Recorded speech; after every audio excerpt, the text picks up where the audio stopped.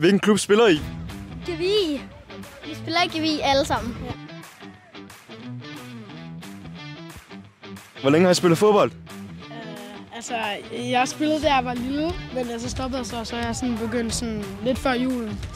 Lidt det samme, jeg startede lidt før ham. 8 år. Hvor mange gange har I været på bakken? 4 gange, tror jeg. 4 gange. Jeg tror, jeg også været sådan 5 gange. Ja, 4 gange. 4 gange. Mange gange. Ja, yeah. Virkelig mange gange. Hvad er jeres yndlingsforlystelse af dem? Rutsjebanen, den er meget fed. Jeg kan godt lide musen. Den gamle rutsjebane. Jeg kan godt lide tornadoen. Ja, tornadoen. Ja, Eller banger, den banger.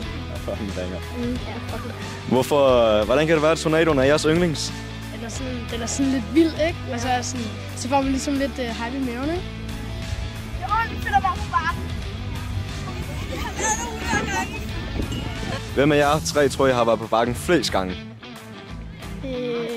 dig, Kav. Jeg tror også, det kan. Jeg tror også, det er meget.